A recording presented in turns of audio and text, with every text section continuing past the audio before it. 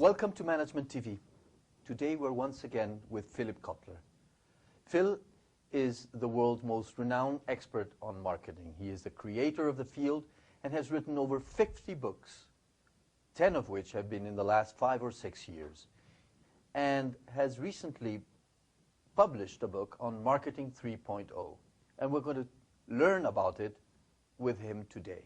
Thank you very much, Phil, for being with us today. Happy to be with you always, Eduardo. Marketing 3.0, what is it all about?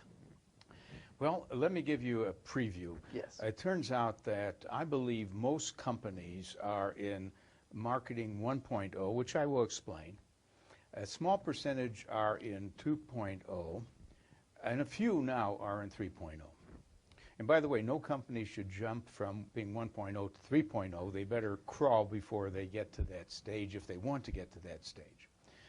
A Marketing 1.0 company is doing the job, a good job. They are being efficient and profitable, making something for a lot of people. However, some companies have decided to learn more about who they're selling to. Okay. They move from just making and selling a good product to understanding their customers with big databases and watching movements in their customer fans and so on. And that is 2.0. And 3.0 goes further than that. 2.0, if you were to describe it with one word or one concept, what is Marketing 1.0? Well, 1.0 is appealing to the customer's mind wherever you can find customers. Okay. And 2.0 is appealing to the customer's heart by knowing a lot about the customer and trying to get closer to serving the customer. Okay. And now, yes, Marketing 3.0? And Marketing 3.0 is about knowing the customer is more than a person simply interested in a product that you're providing, but is a person who has concerns. Because the world is kind of getting more and more unstable. There's the question of, will the planet run out of resources? There's the question of poverty, water shortage. And so it's a context for a company saying, we care too. We not only want to sell what you want in the best form possible, but we would like to make sure that we understand the world you're living in, and we're trying to make a difference and also make a better world. That's 3.0. In one word would be? Caring. Caring about the planet and the world. Okay. Let's try to define the basic marketing concepts and apply them to Marketing 1.0, 2.0, or 3.0. Sure. For example, positioning. What is positioning? Well, positioning is letting your target customers know how you will differ from the other competitors in offering points of difference and not only points of parity. We use those terms. Most companies have to at least do the same thing the other companies are doing. Then they're on par with that. But you take a company like Starbucks, they're not only make sure that the coffee is fresh and that and it delivers what coffee should deliver, but they add much more. They're positioned as giving a finer coffee, more types of coffee, and a whole experience in a place where you're going to enjoy the moment of coffee. That's positioning. Segmentation. Segmentation is the recognition you can't serve everyone with equal satisfaction. I'll give you an example of that. McDonald's believes in a thing they call brand journalism. That is, they stand for this idea of QSCV. Let me explain. Their formula is always quality, service, cleanliness, and value. QSCV. But you know, what they should really emphasize differs from whether they're trying to reach the teenager, they're trying to reach the mother of children, the senior citizen. And so within the QSCV, they have a different but consistent message with the QSCV for each segment of the market. In both positioning and segmentation, the difference between Marketing 2.0 and 3.0 is to add those dimensions of caring society and planet? Yes, right. When you're a 3.0, you also have to be a 1.0 and 2.0. They're addition more pillars to your marketing strategies? By all means. Okay. Don't become good at 3.0 without being good, basically, with your basic product and your customer understanding. The marketing mix, Yes. the 4 Ps, Yeah. is it still a valid concept for the marketing 3.0? It is definitely still the basis of any brand plan, but there's one addition now called co-creation that was missing. Namely, the 4 Ps is what the company does on its own to set the product, features, the price, the place or distribution, and also the promotion.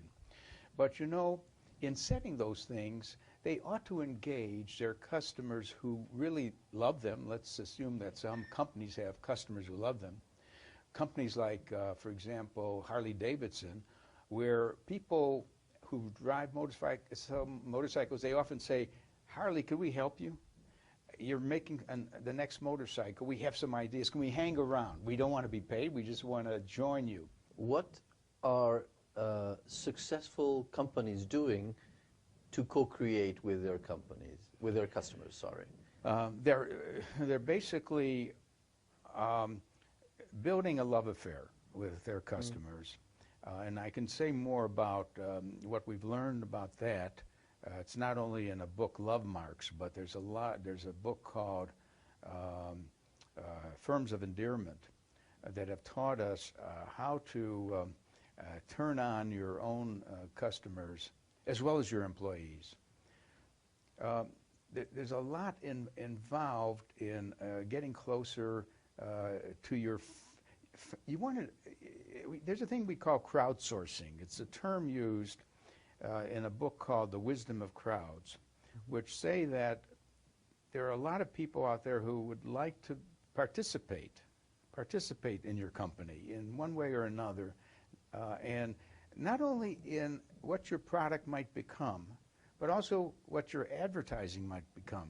Wonderful story about Doritos, which is a snack food like a potato chip. They decided not to use their advertising agency to develop a new ad campaign. And they said to all of you people who love Doritos, any of you who want to create a campaign for us, an advertising campaign, please send it to us. We will choose the best ones and reward you for it. And not only that, the very best one will be used for our next campaign, which means that they're bypassing the ad agency, and they ended up with a brilliant campaign that no ad agency would have probably, with its narrow interest in a few concepts, have come up with. That's crowdsourcing, getting the crowd to join you, or it's co-creation with your fans. That's a great example on one of the 4 Ps, that would be the promotion. Yeah. Let's take on the product side. Yeah. How can you invite specifically your customers or customers to design the product with you? Well, you know, it's been done for a long time within the B2B world, the business-to-business world. Any business firm that's making a technical component will go through an alpha and a beta test. Now, the alpha test is to make sure that the component works, doesn't break down inside the company using your own scientists. But then they select a subset of customers with whom they have a good relation, and they ask them to try the product and to suggest any improvements before they do a launch of the final product. So beta testing is the same as co-creation. Okay. Question is, what about a consumer packaged goods company? Well, they do it by having maybe a consumer panel. In fact, do you remember research being done at MIT called lead users? Lead users. No. The professor in that area has shown many companies that they will always have some users who are demanding. In fact, they take the product they just bought from you and improve it themselves. It could be a computer where they play around with the software or the hardware and make it work better. So lead users is another version of watching people take your product and make it better.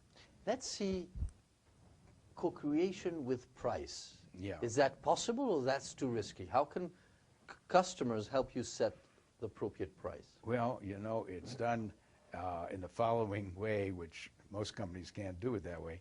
When you say as a restaurant, and this has happened, come in, order what you want, and then pay whatever you want. Okay. That is to say, and a movie theater could do it. Mm-hmm. Movie theater could say, just come in, watch the movie, and just leave whatever you thought the movie was worth. Okay. It hasn't spread, but it is a way of saying, let the customer be the judge of the value of the product. And finally, if we go to the 4 Ps with co-creation, would be place, distribution. How can customers help you co-create your distribution channels? Well, it isn't the final customers there. It is the distribution channels that are your customers at the intermediate level. Yes. And do you know many of the middlemen have been actually reshaping the product. The history of Walmart is telling a toy manufacturer their box or their package is too big for the shelf, and almost giving the design for a better box or package, or actually saying we won't accept it at that size. Go back and so on. So I would say that is co-creation with your distribution system.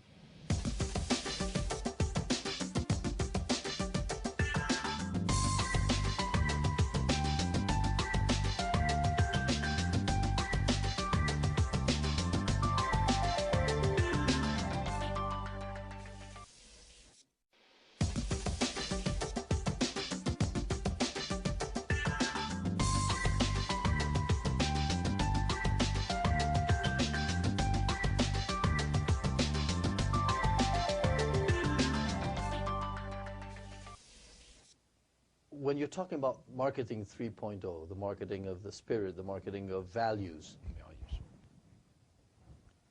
is that just a marketing strategy, or it has to be a management philosophy?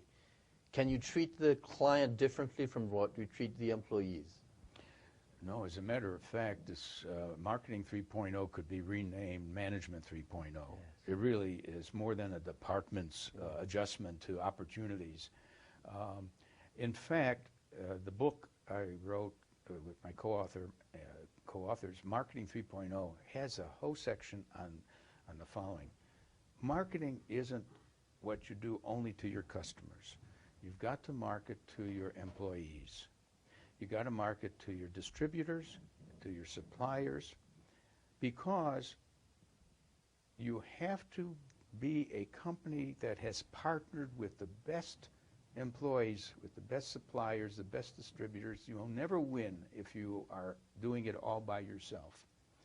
And the key there, when I use the word market to your employees, I don't mean to manipulate your employees. I mean to understand them and their needs. Yes.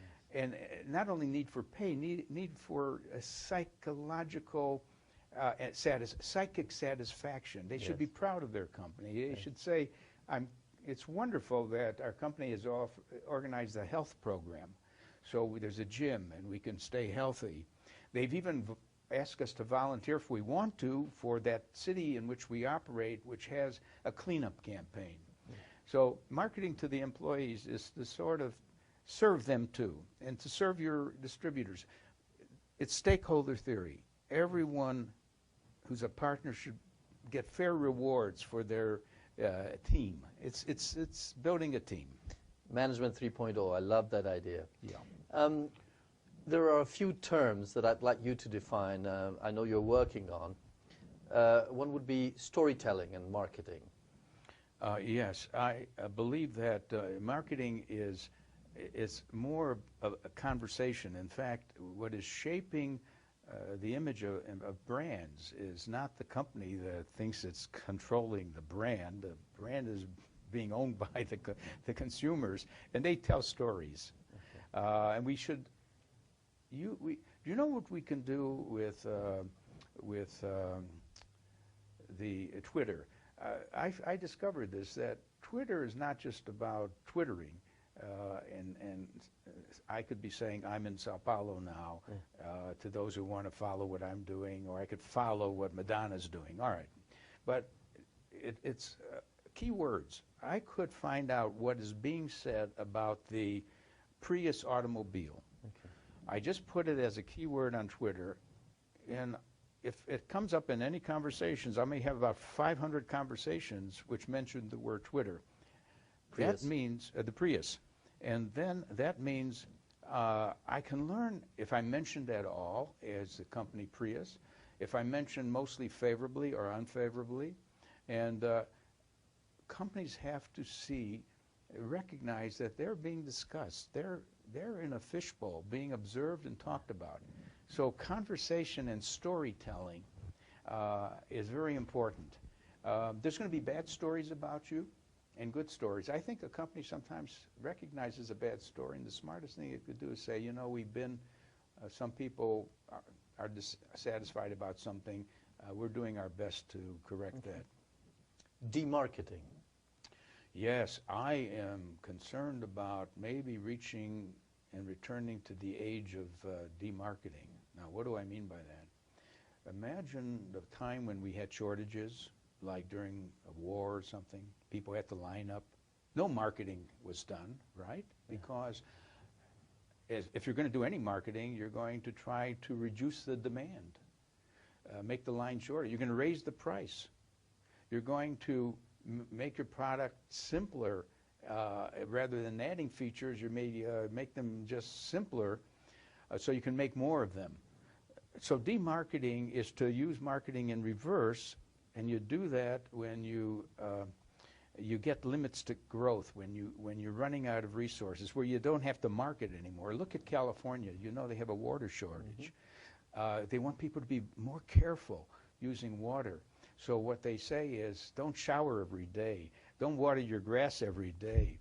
They're demarketing. Inside marketing. Well, it's sometimes easier to market to your customers than to market to the other functions. I mean, if the other functions have a low opinion of marketing, sometimes it's deserved, by the way. It's deserved because marketing has no accountability. They ask for a lot of money. We don't get the return on marketing investment called the ROMI. Mm-hmm. What is the ROMI? So how do I get to work very well with the manufacturing people who are mad at us because we have promotions and screw up their manufacturing timing? How do we get the finance guy to accept the $10 million budget that we need? Inside marketing. I now would ask for inside marketing in the sense of Intel Inside or Lycra Inside, when you put a Yes. product in other company's product, but you still want to market it. Well, this problem concerns a huge number of companies who make some product that is incorporated mm-hmm. in a larger product. We wrote a whole book on that. We published it called Ingredient Branding. Okay. Now, the success stories are 3 or 4. Certainly, Intel is the best success story because I would never ask who made the chip. But now I won't buy a computer without the Intel chip. Gore-Tex. I want that outdoor clothing. Was that made with Gore-Tex? I want Gore-Tex to be the material. And then when it's the artificial sugar, you want that special Sweetener. sucralose or something to be NutraSweet. Yeah. Now, we have in that book the stories of about 24 companies that managed to get their ingredient asked for, wherever it got lost in the product, but it was asked for. Ingredient marketing. Ingredient Great idea. marketing, yeah. Thank you very much, Phil, for being with us today. We always learn a lot. We are hoping to have your new books out soon, Okay. Read them, and continue our conversations. Well, Thank you very much. It's always fun talking to you, Eduardo. Thanks for your questions. And thank you very much for following us on Management TV. See you soon.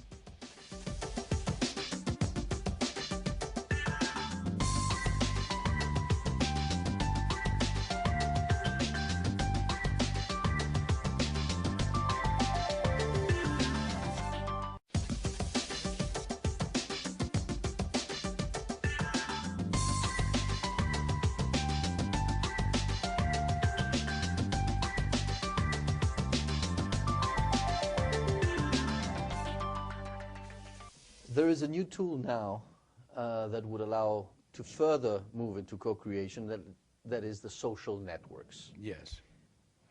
Can you share interesting examples of companies using the social networks to improve their co-creation with the customers? I'd be happy to suggest some examples, but first let's be clear that the social networks are now creating a revolution in modern marketing, and no company can get away with doing a poor quality job anymore. It's so clear to me that in the future we will only have good companies. We won't have the mix of good and bad companies. Now, by a bad company, I mean the kind that can seduce you into buying something, and you buy it and you're disappointed and you wonder. But then in the old days, you couldn't tell many people. You could just tell your wife and family that you bought the wrong car. Today, we could broadcast because many people know 1,000 other people through LinkedIn or Twitter or whatever. Or Facebook. So only good companies can survive because every company's in a fishbowl. Now, with respect to the idea of social media, companies that are alert, they don't want to shift their whole promotion budget to social media. That would be a mistake. When you have a great campaign with an advertisement, a TV commercial, it can work wonders. So you keep traditional media, but you shift maybe 10% of the money. One company shifted 50% overnight into the social media, and that was a mistake. Because you got to learn what works first. So you shift 10%, you hire a nerd, you put in your marketing department a geek.